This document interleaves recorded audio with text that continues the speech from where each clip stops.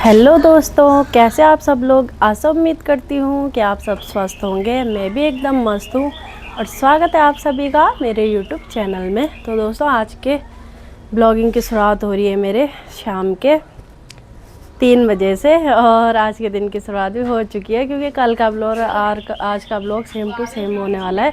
तो कल हम गए थे भागवत में और कल था भागवत का तीसरा दिन और आज आपको देखने को मिलेगा भागवत का चौथा दिन। और आज भी जा रही हूँ मैं भागवत में क्योंकि घर पे भी क्या ही करना है, शाम को कुछ काम रहता नहीं है, इधर उधर लटकना है बस। उससे अच्छा तो थोड़ा बहुत जाओ, बैठ गए तो अच्छा ही लगता है। और आज मेरा भाई भी जा रहा है, ये देखो रेडी हो रखा है। और लब्बू भी जा रहा है, इसकी बुआ नहीं जा रही और मेरी सासू जी भी नहीं जा रही है।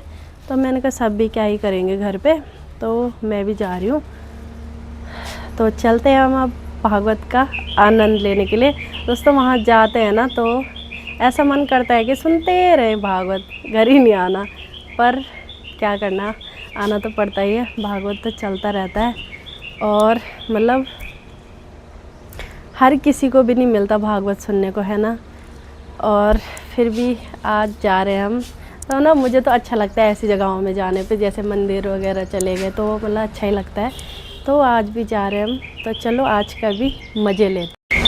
तो दोस्तों, यहाँ पे लब्बू बैठ रखा है अपने मामा के साथ गाड़ी पे क्योंकि अभी भैजी आए ना ऋषिकेश से, तो वो बहुत ही ज़्यादा खुश होता है गाड़ी पे बैठने के लिए। और यहाँ पे देखो भैजी गाड़ी साइड में लगा रहे हैं और लब्बू भी बैठ गया है गाड़ी में।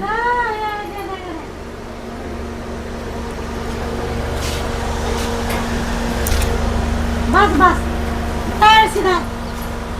लब्बू दिखाई नहीं दे रहा। लब्बू सीधा खुला रहा गाड़ी। कहाँ जा रहे? गाड़ी पे किसके साथ? मामा के साथ। हाँ टाटा।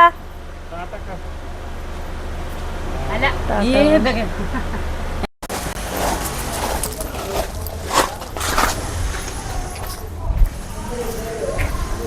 बाय बाय कर मामा के, बाय बाय कर ककल देख लो फंड।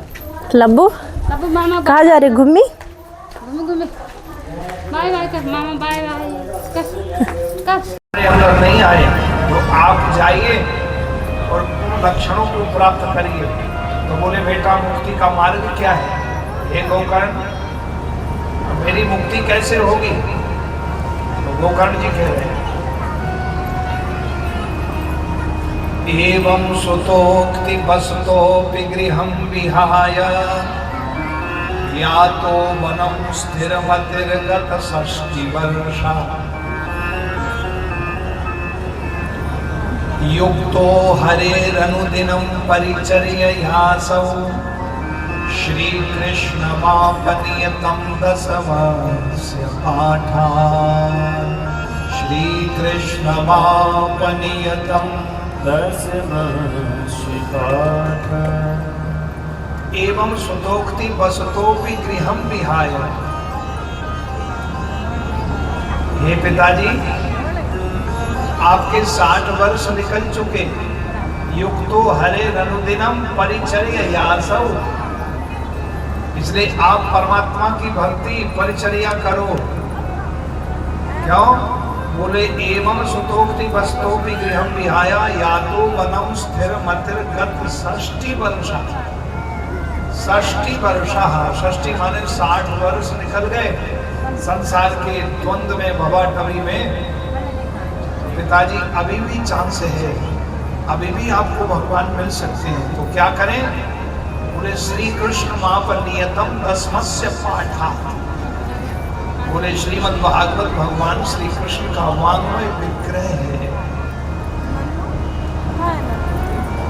और जो 10वें स्कंद है वो भगवान का हृदय है। और 10वें स्कंद के अंदर में जो रासपंचाध्याय है, 29 अध्याय से 33 अध्याय, 5 अध्यायों में ये भगवान के पंच पुराण हैं। इसलिए हे पिताश्री, आप श्रीमद् भागवत के 10वें स्कंद का पाठ करना। पाठ करने से आपको भगवान की प्राप्ति हो जाएगी। आत्मदेव नाम के ब्राह्मण ने, विद्वान तो थे ही, अब उनका जो आसक्ति का ज्वर था वो खत्म हो गया।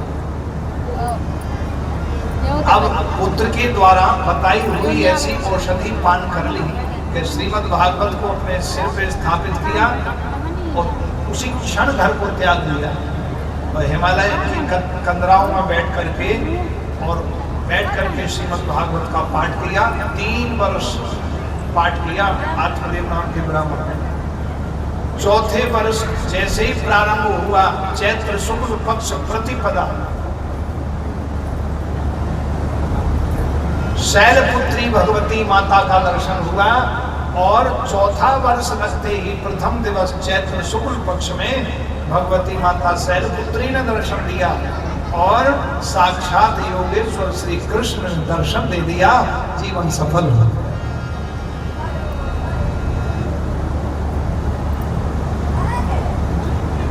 गोकर्ण जी तीर्थ यात्रा के लिए चल दिए और धुंधकारी अकेला बचा, नकली माँ और नकली बेटा। ना उसका वो बेटा है ना उसकी वो माँ है, लेकिन बेटा और माँ बने हुए। अब आया वो, क्योंकि अब निर्द्वंद हो गया, स्वच्छंद चलने लगा। अब भय नहीं रहा, ना भाई का ना पिता का। शराब पी के आया, सोती हुई माँ को जगाया, नहीं जगी तो एक लात का प्रहार किया, लात से खटिया को पलट दिया। बहुत धमकेदार गड़ा है।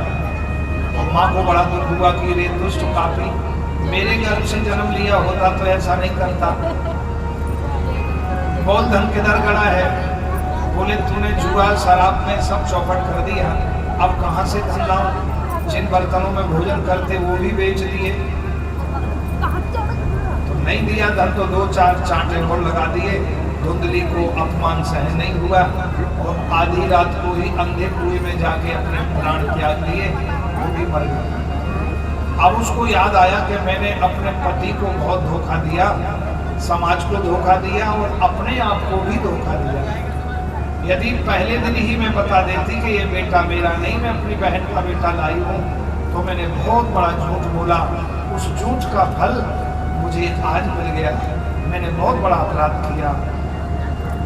अपने को तो धोखा दिया, लेकिन समाज को भी धोखा दिया, परमात्मा को भी धोखा दिया। इसलिए जीवन में कोई ऐसा कदम कभी नहीं रखें जो तुम्हारा ही जीवन खत्म। धुंधली को बड़ा कष्ट हुआ, अंत में उसकी अधोगति हुई, क्योंकि वो अंधे कुएं में अकाल मौत मरी। धुंधकारी अब अकेला हो गया। तो सूत जी कहते हैं, सनत जी कहते हैं कि देखो नारद,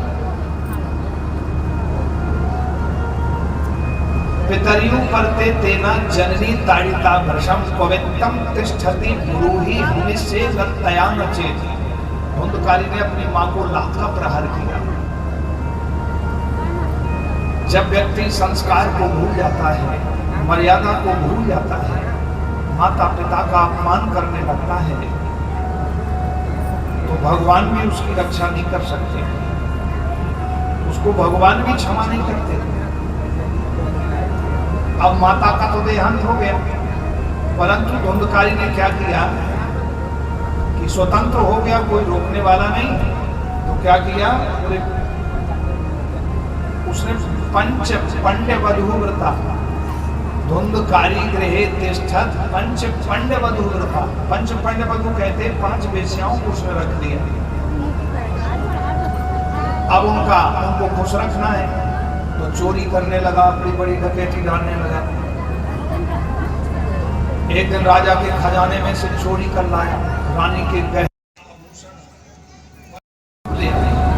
उन 5 वेश्याओं ने देखा कि ये तो महारानी के आभूषण हैं, महारानी जी के वस्त्र हैं, तो ये एक दिन ना एक दिन पकड़ा जाएगा, तो इसको तो फांसी लगेगी, हम 5 भी मर जाएंगे, फांसी लग जाएगी, क्योंकि माल बरामद होगा। क्या करें, तो बोले सबूत मिटा दो। इसी को के कर्मों ने धुंधकारी को ही अंत कर दिया उसका। एक दिन रात्रि में उसको मदिरा पान कराया और इतना मदिरा पिला दिया कि उसको होश नहीं रहा, और उसके गले में फांसी डाल करके रस्सी से उसके शरीर को रस्सियों से जकड़ लिया और गले को फांसी लगा दी। ओए बिगड़े। नहीं मरा वो। अब उन पांचों ने सोचा कि अब यदि ये बच गया तो हम पांचों को नहीं छोड़ेगा, अब तो इसको मारना बहुत जरूरी है। वो हाथ जोड़ रहा है, जितने उसने पाप कर्म किए वो सामने आ रहे हैं। बोले मुझे छोड़ दो, मैं इस देश को छोड़ के भाग जाऊंगा, तुमसे कुछ नहीं कहूंगा। बोले नहीं, अब नहीं छोड़ेंगे। लब्बू कहाँ जा रहा? ओए मदिरा पी करके, शराब पी के चल। वो शरीर उसका शिथिल हो गया। जब नहीं मरा तो तपे हुए आगे के अंगारों को उसके मुंह में ठूसा और तड़प तड़प करके मारा उसको। तप्तांगार समूह तन्मुखे ही चिक्षितु अग्नि ज्वाला दुखेन व्याकुलो निधनम गता।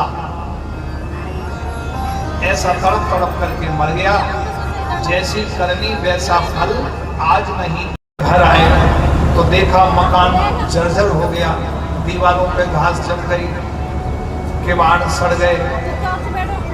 गोकर्ण जी को बड़ा दुख हुआ कि एक मेरे भाई धुंधकारी के कारण सारा घर चौपट हो गया। एक टूटा हुआ तख्त पड़ा था लकड़ी का, उस पे पानी से धो करके अपना आसन लगाया और वहीं सो गए। आधी रात को वो धुंधकारी आया प्रेत बन के, कभी घोड़ा बन जाए कभी हाथी बन जाए, इस तरह से। गोकर्ण जी ने देखा, वो डरे नहीं, और वो कभी मनुष्य बन के ऐसा हाथ जोड़ के खड़ा है, कुछ कहना चाहता है लेकिन वो कह नहीं पा रहा। गोकर्ण जी ने कमंडल से जल लिया और गायत्री मंत्र पढ़ करके 21 बार, और जैसे उसके ऊपर छोड़ा तो वो धुंधकारी के रूप में आ गया और जोर जोर से रोने लगा, भैया गोकर्ण मुझे बचाओ, मैं भयंकर प्रेत योनि में चला गया, मैं भूखा हूँ, मैं प्यासा हूँ, मैं पाप कर्म में इतना लिप्त हो चुका था कि उस पाप कर्म के कारण मैं ब्रह्म पिशाच बन गया, ब्रह्म राक्षस बन गया, मैं बहुत तड़प रहा हूँ, मेरा शरीर जल रहा है, मुझे बचाओ। 12 अक्षर मंत्र पढ़ करके और जैसे 21 बार पढ़ के और फूंक लगा के डाला जल तो उसको थोड़ी शांति मिली, जो शरीर में जलन हो रही थी वो शांत हो गई। भक्ति से ही आदमी को शांति मिलती है। ज्ञान और वैराग्य से तो अभिमान आ सकता है, लेकिन भक्ति से ही शांत होता है मनुष्य। नरसिंह भगवान को क्रोध आ गया, लक्ष्मी जी से भी प्रसन्न नहीं हुए। नारद जी ने वीणा बजा के खूब प्रार्थना करी, नहीं प्रसन्न हुए। लेकिन भक्त श्रोमणि प्रहलाद जी से कहा कि जाओ चरण पकड़ लो भगवान के। तो भक्त प्रहलाद ने जैसे ही भगवान के श्री चरण कमलों का स्पर्श किया, चरणों से लिपटे, तो वो भक्ति के द्वारा भक्ति के परमाणु भगवान में प्रवेश हो गए, भगवान का क्रोध शांत हो गया। तो भक्ति से ही भगवान प्रसन्न होते हैं, इसलिए भक्ति ही श्रेष्ठ है। अहम भक्त पराधीनो यस्वतंत्र इव ध्वजा एवं द्विजा साधु ग्रस्त हृदयोर भक्तैर भक्त जन प्रिय। चल मार खाएगा। भक्ति से भगवान प्रसन्न हो जाते हैं, इसलिए भक्ति ही श्रेष्ठ है। गोकर्ण जी ने भक्ति का 12 अक्षर मंत्र पढ़ करके छोड़ा, शांति मिल गई। जाओ तुम्हारी मुक्ति कल बताएंगे। चला गया। त्रिकाल संध्या करते हैं गोकर्ण। प्रातः काल की संध्या जब की गोकर्ण जी ने और खड़े होकर के सूर्य प्रस्थान किया। उद्वयं तमसस्वरि स्वाहा पश्यं स्तोत्रम देवं देवत्र सूर्य मगन ज्योतिरुत्तमं मा उदति अंजात वेद संदेवं वहन्ति केतवा दृशे विश्वाय सूर्यं चित्रं देवानामुदगादनीकं चक्षुर्मित्रस्य आदि मंत्रों को बोल के सूर्य नारायण स्तंभित हो गए।